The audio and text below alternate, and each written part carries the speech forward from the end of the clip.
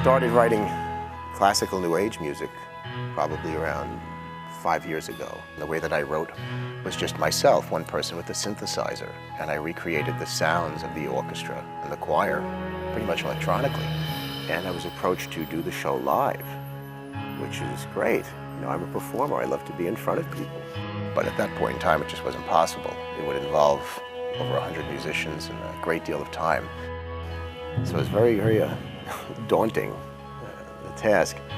Then, as interest in myself and the prospect of seeing us perform live grew through the last few years, we just couldn't ignore it anymore. So we started auditioning the classical musicians, the orchestra musicians, and then it was a matter of the core band. I needed a heart and soul of this unit.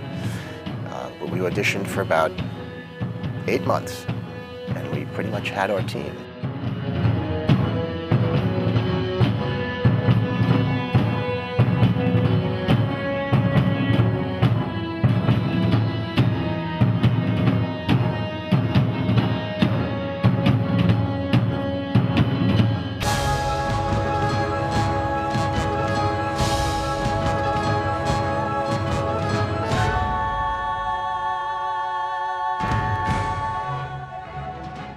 Everybody had to be handpicked to make it work. And this was not going to be so easy because I pretty much needed 10 incredible instrumental soloists, people that could handle everything I had written, plus more. I definitely wanted them to improvise and take what I'd written and run with it.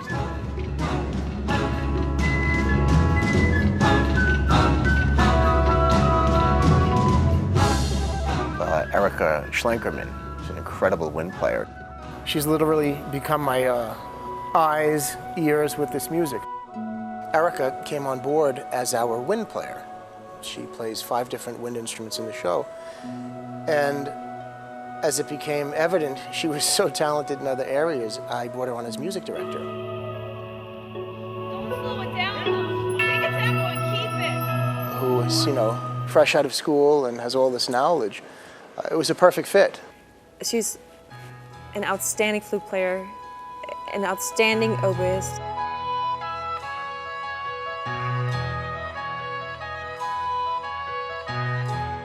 Also to do he. And everyone will stop. Everyone will do it. I think it would be really effective. Like She's on top of everything. She's on top of everything from time, on notes, pitch, everything. She's all over.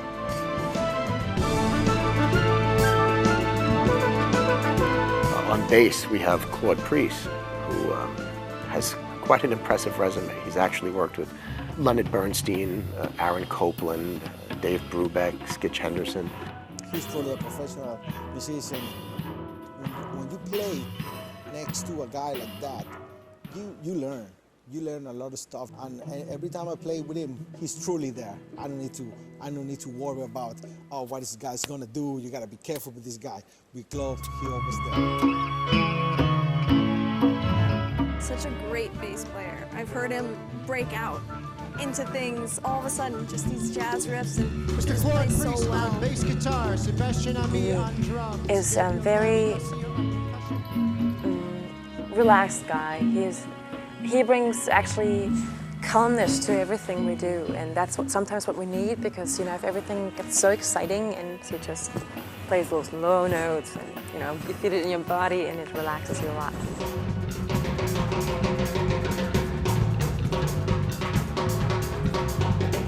On percussion, we have Gabby Garcia from Mexico City. Gabe is an incredible percussionist. He just has everything under control. He knows the music inside out. He's the heart and soul. He infuses something, some type of a magic into each piece. I hear things, I say, hey, you know, Gabe, this is what I'm kind of thinking. And he comes back at rehearsal, and it's incredible.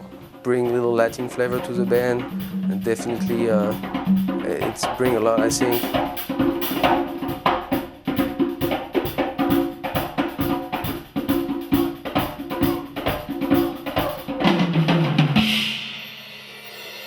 He just makes me laugh at every rehearsal.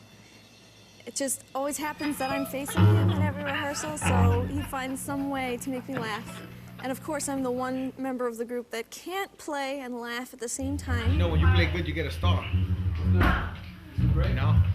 Drummer get a small star. I don't even want to talk about. When you screw up a lot, you get the junkyard, baby. And he's just so talented. I can't imagine working with anyone else on that part. I trust him totally and completely to do the best job possible.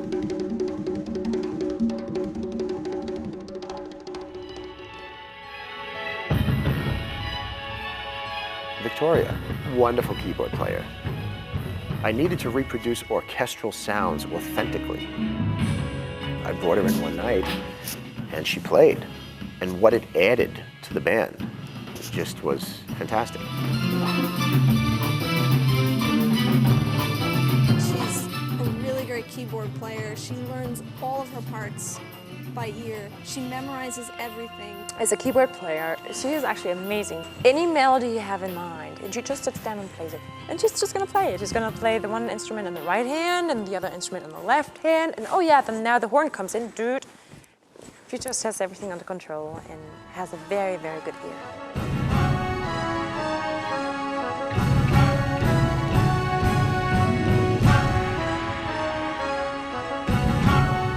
Michelle Haim, French horn player. A lot of the solo lines that I incorporate into the music are all done on the French horn. The other thing is that she needed to be able to improvise. You know, coming from Juilliard, coming from that kind of environment, she knew about music. She knew what to play. She knew what to do. The way she plays, she's always flowing with the music, and it makes you feel, again, flowing with all these community, should I say, of musicians playing all together. She came in, and 5 minutes of hearing her play, and we knew she was the girl for us.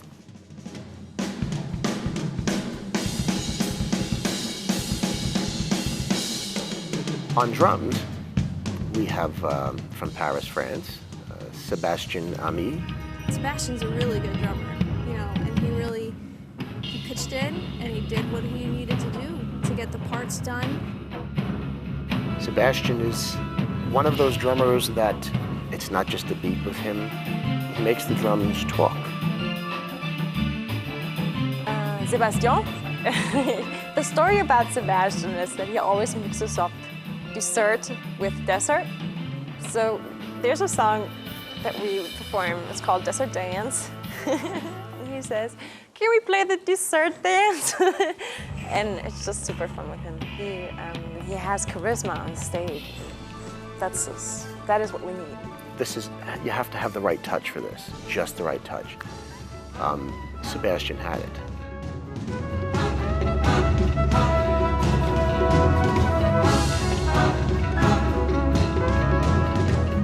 On violin, we have an incredible violin soloist, Asher Loeb, very young, he's 23 years old. He had come into audition. At the time, my assistant had given him Desert Dance to work with. At the end, I wanted sort of like a dueling guitar and violin.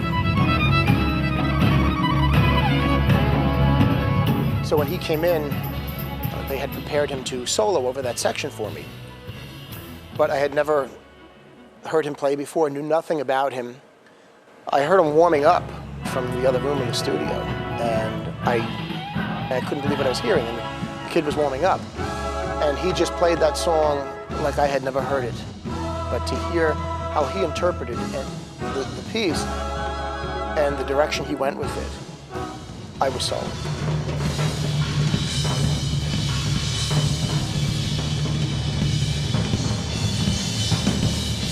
And we have on orchestral percussion, timpani and the bells, Jan Esty from New Hampshire. Jen is the most positive person you ever met. The first time I met Jen, he picked me up from the train station. And I thought, wow, I never met such a positive person ever in my life. And with this happiness he shows to the outside world, he also plays his timpanis.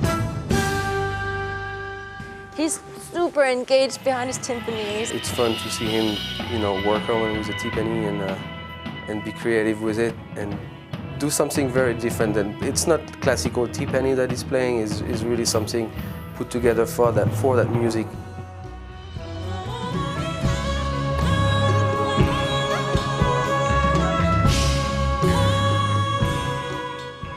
Evie, wonderful girl. She is just the spark on that stage. Originally, we had taken her in as the choral director. As we watched her go through the paces with the choir and seeing them, shape this, we heard her singing little by little. So we still needed the vocal soloist spot filmed in the band. So one night, I think we were at Town Hall, and she came in and just, ran with it. Basically had no preparation. I said, please just improvise, give me, whatever you're feeling over some of these pieces. And I think we had done Upon Her Wings. It was one of those things that, is it exactly what I wanted to say? It was missing something.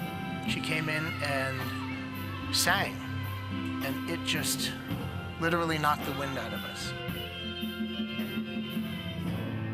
I know your voice, just the way your voice sounds.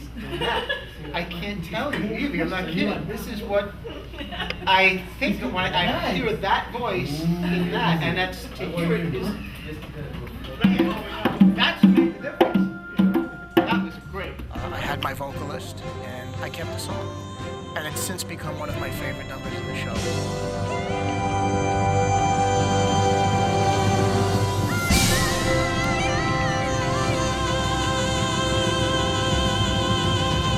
All of these people, this team, this is the actual heart of the show. And I was very lucky to be working with them. And they make the show fly. 1, 2, 3, 4.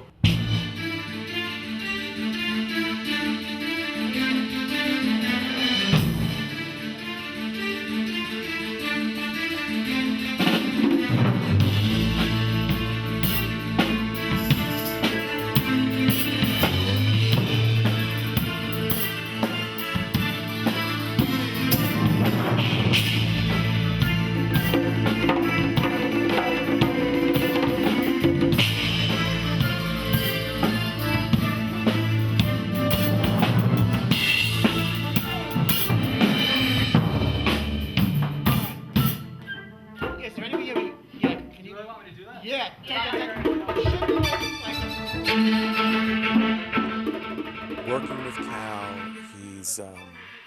he's not set in any particular way. Not that he doesn't know what direction he wants to go in, but he looks. I really think he looks forward to your own ideas. That's got to cut through above everything else. And that was perfect though when you came back in.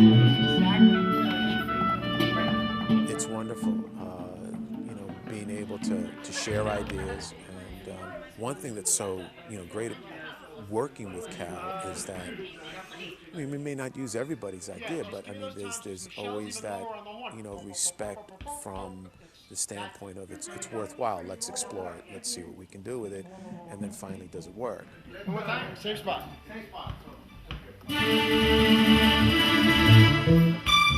And he's able to take that information and say, okay, I need you to try and do this a little bit more here. Oh, that was great. That's perfect. Trade like a minute, do a solo. Give me a minute, 2 minutes, and I want people to see it. I want little snippets. I want you to really get into the meat of something. Come back in, you go. Back into something, then you. That type of thing. It's a lot of positive vibe. It really is a wonderful positive vibe. Comes in. At the same time, she's coming in, you come in up an octave from me. What's written on that paper? Up an octave, and when she comes in, we go right from that to the 6/8 coming in. The transition is like the beginning, or is it not? So give us a little swelling and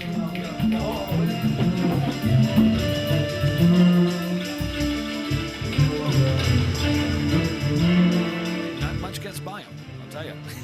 Not much gets by him if you kind of. What was that? So the collaboration there is really, it's really tenfold. It really is a lot of fun. Drop it down. I could do something. I could do that. No, keep what you're doing. I like that.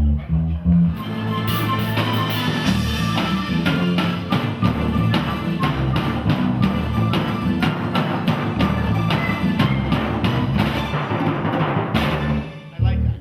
Give us a little drop it.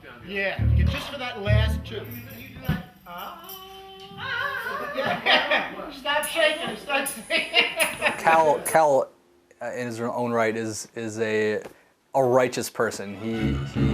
He truly cares, and he truly demonstrates how much he cares about his musicians. Finish your cookie. No, he did that. Forget. Don't worry about it. That we're putting in the effort to learn, to contribute to his music, and he appreciates that, and he really shows that to us. He's very, very comfortable on stage, and he's very comfortable in a group setting and very social.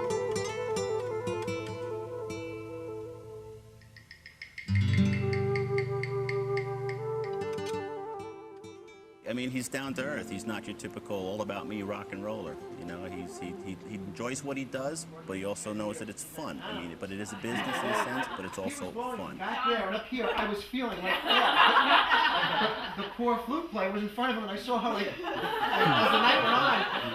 So we have to make adjustments. I genuinely feel as though when he walks into a rehearsal with the group of guys, he's happy to be there. He's a good guy. I mean, he's down to earth. He's not. It's not all in his head, you know, and he understands. We're human. We make mistakes.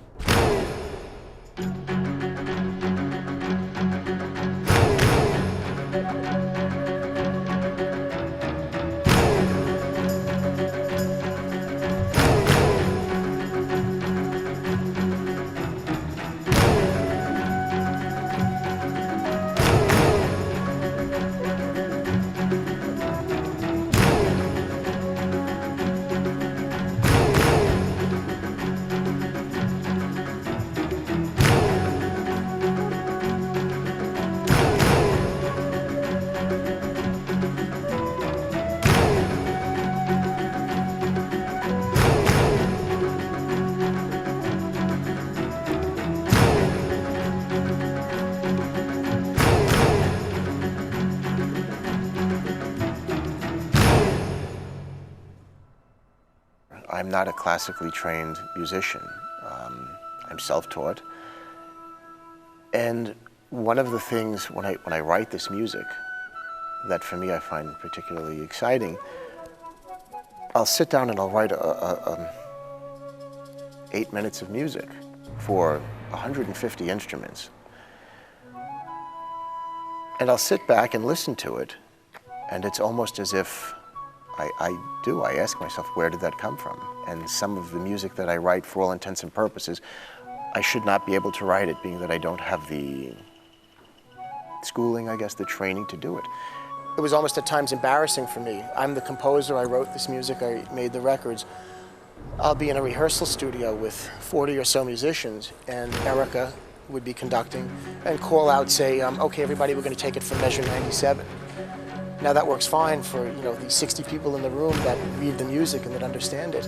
Here I had written it and I didn't know where measure 97 was. So this was a challenge at first. I'd have to secretly grab Erica and kind of hum that part to me. Where are we? We would go back to the C. We come out of da-da-da-da-da-da-da-bum-bum. He might not understand an instrument's limitations and an instrument's capabilities. I know that we've gone over a couple of those things, fixing some parts so it's, an instrument will be able to play it. But that's a very small problem. He writes very well for the instruments, usually within the correct range, and things that are very technical don't seem to be a problem. But we gradually came to get a little system that worked for everybody. Evie's great because she speaks my language, so it's kind of a second set of eyes and ears. If I'm looking at a score and I want to make sure I'm not missing anything, I can go to her and say, hey, what do you think? Or if we're trying to figure out something that the choir should sing, or if we want to add an instrument or something like that. Most of the time we call each other and say, well, what do you think about that part of the score? Should we leave it there? What about this note here or this chord here or anything like that? And she understands it right when it comes out. Erica and the musicians, and then me and the choir, trying to find the right way so that basically it comes all together how Cal wants his music. I don't have to go to Cal and try to think, how can I explain this? Because I know Evie's right there. She knows exactly what I'm thinking. It's a little bit work to bring it from imagination onto paper. Now we have it on paper for all the musicians and the choir. From here, we can actually just set it up in very short time.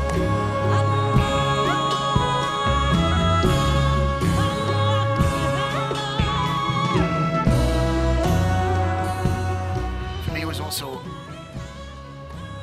a very, very nice experience to hear my music brought to life like that. When I had written the original records and put them out, it was just me. All of a sudden, I'm sitting in front of a room of, full of wonderfully talented musicians, and they are breathing life into this piece of music. It's almost as if hearing it for the first time, and to hear these violin lines in the hands of somebody like Asher or Erica interpreting a flute line that I had written. It's really, it's awesome as a composer. It's really probably the most wonderful experience to hear it come to life and in the hands of such capable people.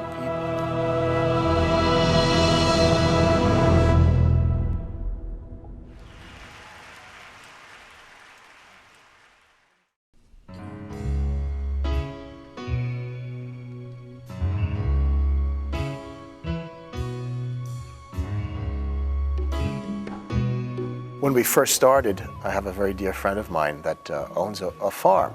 It's an actual working farm. And we needed a place to rehearse that I could accommodate quite a few people. In one of the barns, there was a theater, which was a local playhouse at this farm. The stage in the barn is actually a little bit creepy. It's super interesting. It's like a little museum. Actually, you come in and you pass by all those antique furniture. You make a turn up the stairs, and you know what's there? The oldest electric chair, or the first electric chair ever. So you pass by and it's like, oh my gosh, it's an electric chair. You start at the rehearsal a little bit shaky, but it gets better until the end. The barn is it's fun. It's a good environment, and yeah, everybody can hang out.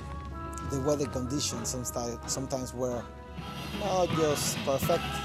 When the weather outside was hot, it was super hot in the barn and super humid. You get like 90 degrees inside, and then you're playing drums and read the music papers, and believe me, it's something very, very different. And when it got cooler at night, actually, we were freezing so much because it got super cold. If you go there in the winter, the exact opposite. You get 32 degrees, you gotta read the music from the paper and play with your bare hands. And everybody's wearing mittens or gloves and try and play and put the gloves right back on. On a farm, you have animals, and, things like that. And every once in a while, we'd get a little visitor, little animal come by. We had one bat, I think, that kind of liked the music. I think much of the wildlife that resided in this barn just looked forward to us coming in and rehearsing. I think they liked it. The barn has a very unique history, and the barn has had a lot of music echoing through its rotten rafters. I mean, there are pieces in there that have been shipped all over the world, that have been on TV as props. They've been in theater. They've been all over the place. Some of the stuff you really couldn't tell what it was. You'd look at it and say, where's the door? It's locked in its own little capsule of that time. Fun times. I mean, not all that glamorous, but it was certainly a lot of fun. Gabe's belt loop. You can follow Gabe out like this, like that. Well, I'm scared already. I'm scared already. All right.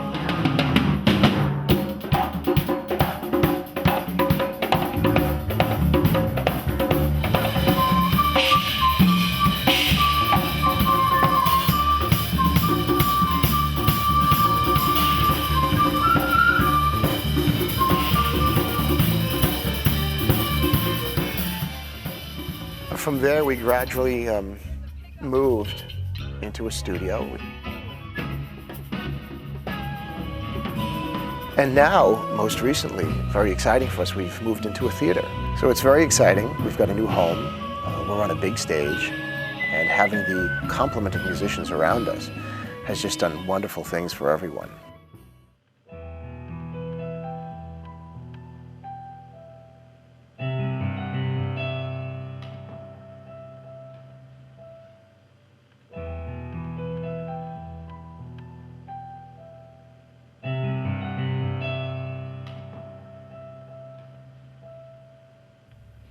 We've just been through so much together.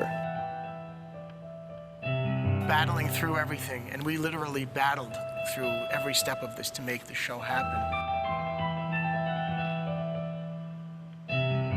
It's been it seems like such a long road.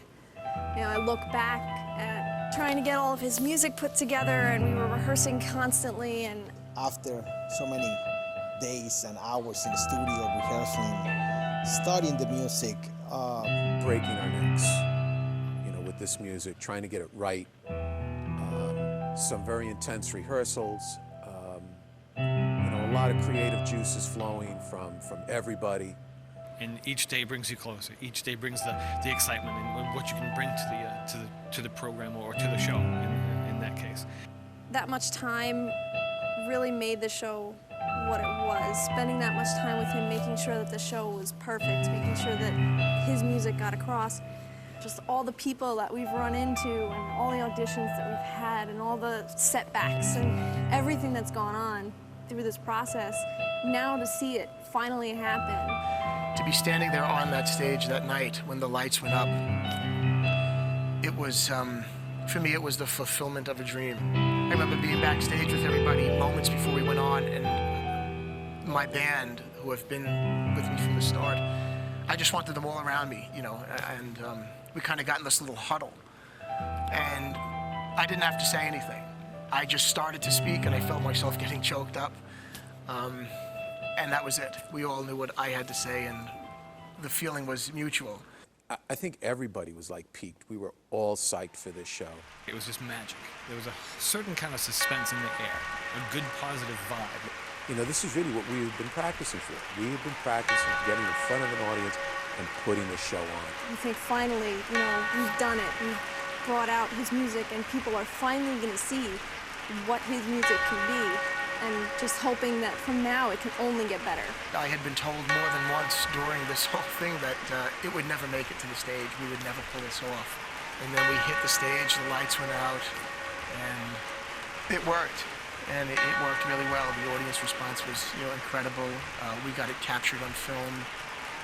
We're here to stay. We're going places with this, and just, you know, stick around for the ride.